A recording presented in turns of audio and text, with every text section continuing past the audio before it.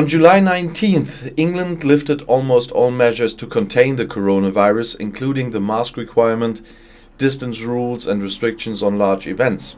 Cinemas and theatres are allowed to completely fill their halls again, and clubs are also open. What actually sounds like relaxation in the infection process comes in the midst of a fourth corona wave with tens of thousands of new infections every day. The highly contagious Delta variant causes the number of cases to keep increasing. When should we do it, if not now? Asked UK Prime Minister Boris Johnson at a recent virtual press conference. July 19th was declared in English politics and by the tabloid media as Freedom Day, but you can't just finish with the coronavirus, warns a researcher. And there's a reason why a lot of people in the comments under my videos call this Freedom Day.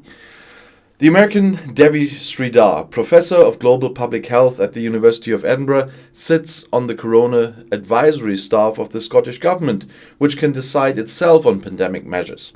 Compared to England and in view of the Delta variant, Scotland, Wales and Northern Ireland are proceeding much more hesitantly when it comes to openings and easing.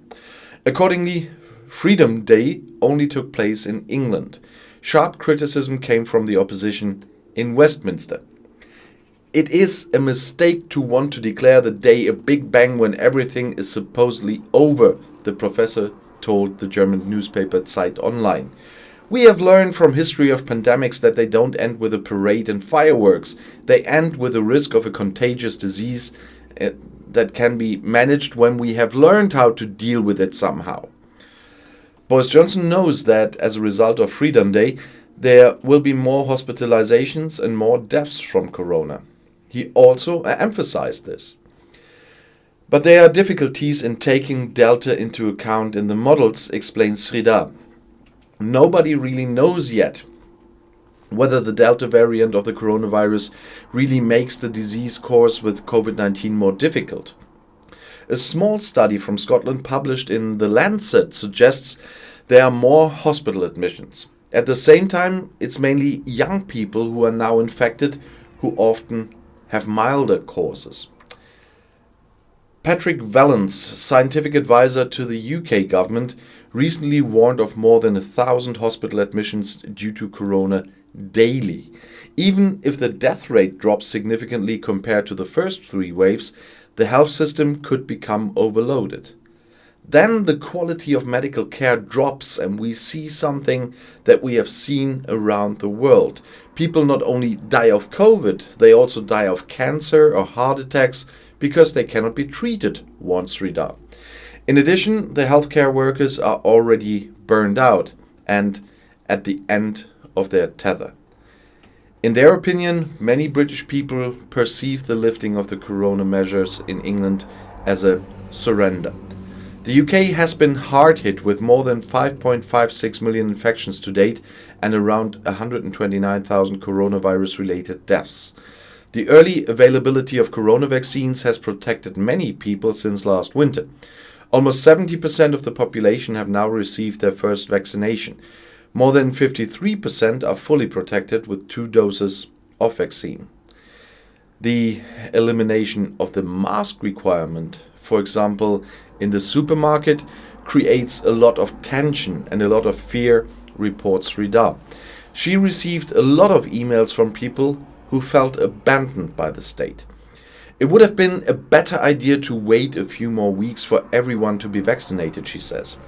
According to the German magazine Zeit, a person infected with the Delta variant infects an average of 5 to 8 other people among those who have not been vaccinated. The coronavirus is almost as infectious as measles, they wrote. Sridhar does not know whether Delta can still be controlled. Look at how Thailand, Vietnam, Taiwan and South Korea are all grappling with the virus. We are all dealing with another pandemic. Delta is a game changer.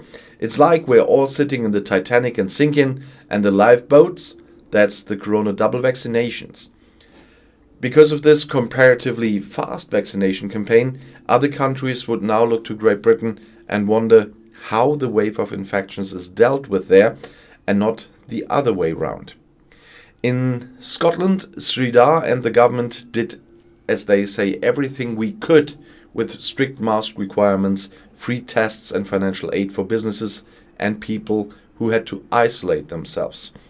It stood for strict containment of the coronavirus.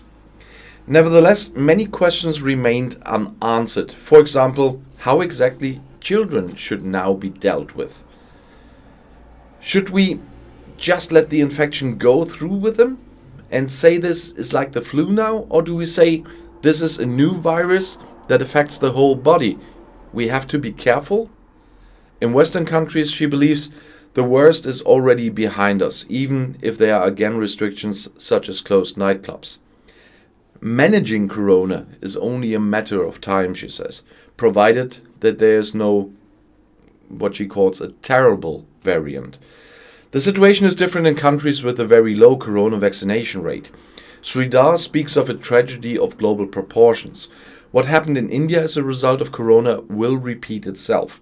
On the one hand, economically through lockdowns. On the other hand, because many people will die and families in often precarious circumstances will lose their providers. She therefore calls for a global pandemic agreement and better distribution mechanisms for corona vaccines. But richer countries are primarily concerned with themselves. The production capacities for vaccines would have to be greatly expanded, for example in Africa, in order not to be too dependent on the West. Debbie Sridhar says global cooperation has worsened due to the corona pandemic. China and Russia would have used the situation and ensured that many countries do not just look to the West for support and solidarity. But she also sees positive things in the crisis. She says, we saw more polarization than was actually there. Large parties that disregard corona requirements were the exception. There is a large silent majority who understand the complexity of the situation and they do show solidarity. And I'll see you in my next video. Bis gleich.